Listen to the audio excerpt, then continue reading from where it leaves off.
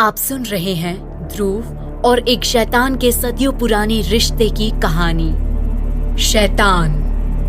ध्रुव को ढूंढता हुआ गोपी मंदिर से बाहर निकलता तो ध्रुव उसे खुद के घर के बाहर परेशान सा खड़ा दिखाई दिया। वो दौड़कर ध्रुव के पास पहुंचा, लेकिन तभी उसे खिड़की में घर के अंदर खड़ी रूपा दिखाई दी और उसने चौंकते हुए कहा, मास्टर जी, ये। गोपी अपनी बात भी पूरी नहीं कर पाया था कि ध्रुव ने गोपी के मुंह पर हाथ रख दिया और उसे वहां से ले गया। मंदिर के एक कोने में ले जाकर ध्रुव ने गोपीनाथ के मुंह से हाथ हटाया तो गोपीनाथ ने चौंक कर ध्रुव से सवाल किया, मास्टर जी, आपके घर में वो औरत? ध्रुव ने हकलाते हुए कहा, वो मेरी कजिन नहीं, मेरी दोस्त। हाँ, वो मेरे कॉलेज की दोस्त है। कुछ दिनों के लिए मेरे यहाँ रहने आई है। गोपीनाथ के चेहरे पर बहुत से सवाल घूम रहे थे। गोपीनाथ को पहले भी शक था कि किसी औरत का साया ध्रुव के ऊपर है। इसी डर से गोपीनाथ ने फिर से खिड़की की तरफ देखा। रूपा गोपीनाथ की तरफ देख के मुस्कुरा रही थी। दोनों की नजरें मिली और पता नहीं रूपा ने दूर से ही ऐसा क्या सम्मोहन किया कि गोपीनाथ के चेहरे से डर गायब हो गया। वो रूपा को देख के मुस्कुराने लगा। गोपीनाथ को लगने लगा कि वो लड़की जो ध्रुव के घर की खिड़की पर खड़ी थी, शायद कॉलेज में वो ध्रुव की प्रेमिका थी, जिसे ध्रुव किसी से मिलवाना नहीं चाहता था।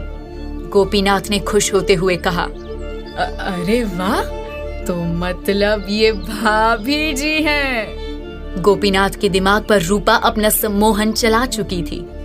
गोपीनाथ के मुंह से रूपा के लिए भाभी जी शब्द सुनकर ध्रुव को अजीब जरूर लगा, लेकिन फिर भी पता नहीं क्यों वो थोड़ा शर्मा सा गया।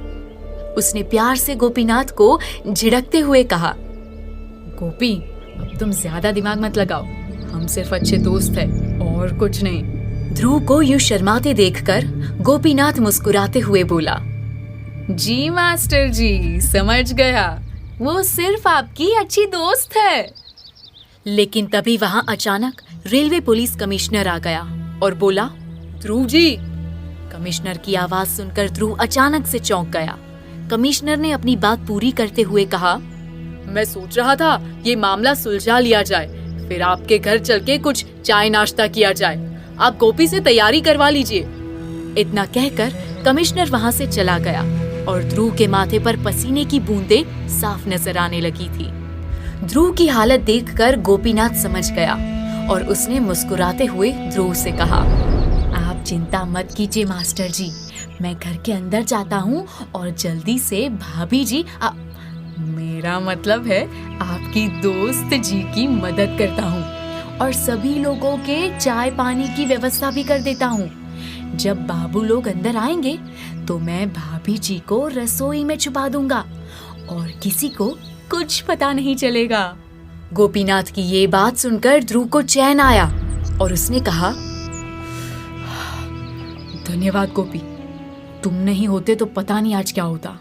गोपी घर की तरफ चल दिया और उसने ध्रुव की तरफ देखते हुए कहा, आप बिल्कुल चिंता मत करिए, थोड़ी देर बाद सबको घर पर बुला लीजिए, मैं सब संभाल लूंगा।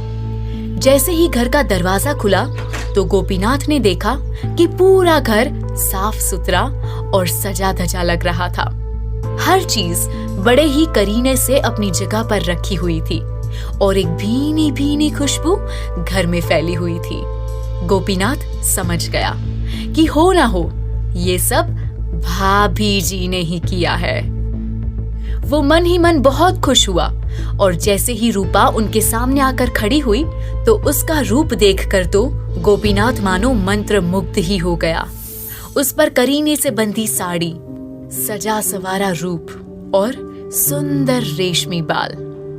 रूपा के गुणों का अंदाजा तो गोपीनाथ को घर की हालत देखकर ही हो गया था और रूप उसके सामने था। गोपीनाथ को देखते ही रूपा ने झट से सर पर पल्लू रखा और गोपीनाथ को हाथ जोड़कर नमस्ते किया। रूपा के गुण, रूप और व्यवहार ने कुछ ही पलों में गोपीनाथ का दिल जीत लिया।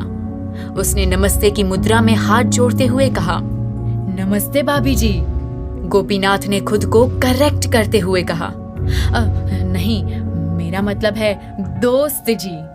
गोपीनाथ के मुंह से भाभी जी सुनकर रूपा ने शर्माने का नाटक किया। दरअसल रूपा ने ध्रुव और गोपीनाथ की सारी बातें पहले ही सुन ली थी।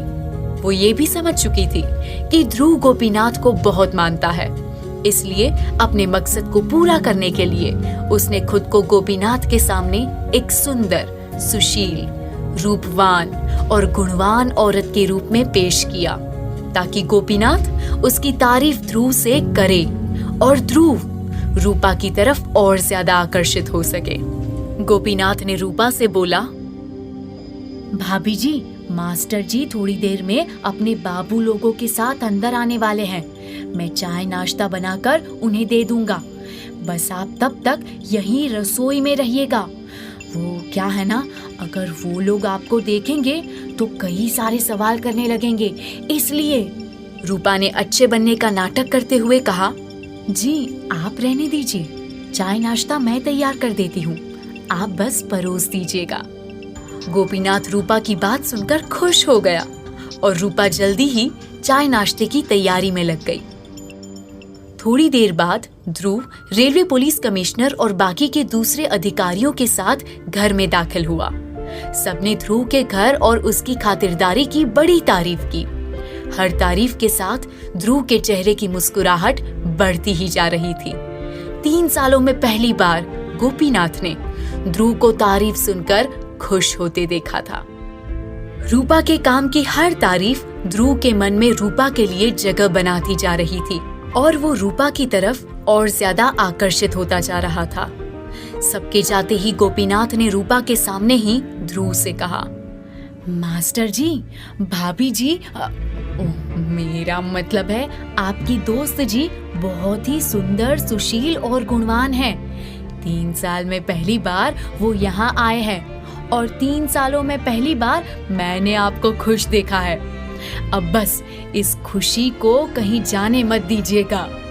गोपीनाथ की बात सुनकर ध्रुव शर्म से लाल हो गया, तो रूपा ने भी शर्माने का नाटक किया और शर्माते हुए ध्रुव के कमरे में भाग गई।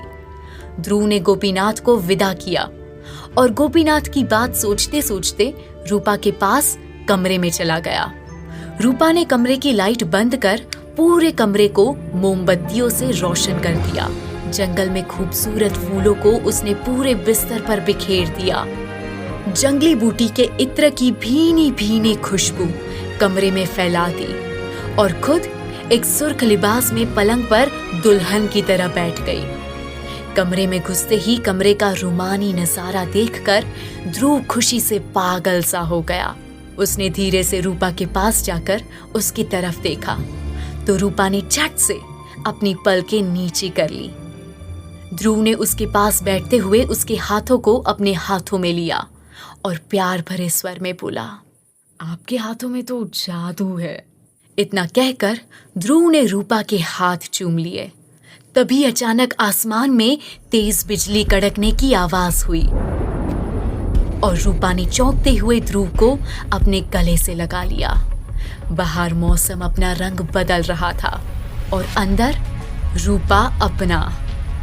धीरे धीरे दोनों के बीच की दूरियां कम होने लगी और दोनों एक दूसरे में इस तरह खो गए मानो 2 जिस्म और एक जान हो।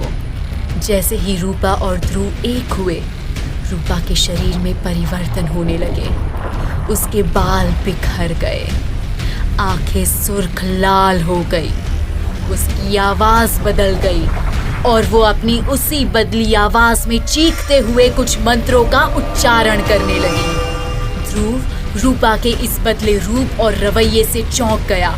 उसने खुद को रूपा से अलग करने की कोशिश की, लेकिन तब तक रूपा ने ध्रुव के शरीर पर अपना शिकंजा पूरी तरह से कस लिया था, जिससे ध्रुव चाहकर भी बाहर नहीं निकल पा रहा था। ध्रुव छटपटाने लगा और देखते ही देखते उसके मुंह से एक चीख निकल गई। नहीं! क्या ध्रुव रूपा के शिकंजे से खुद को बचा पाएगा? क्या रूपा इसी मकसद से ध्रुव के करीब आई थी लेकिन रूपा ने ध्रुव को ही क्यों चुना था? जानने के लिए सुनिए शैतान का अगला भाग।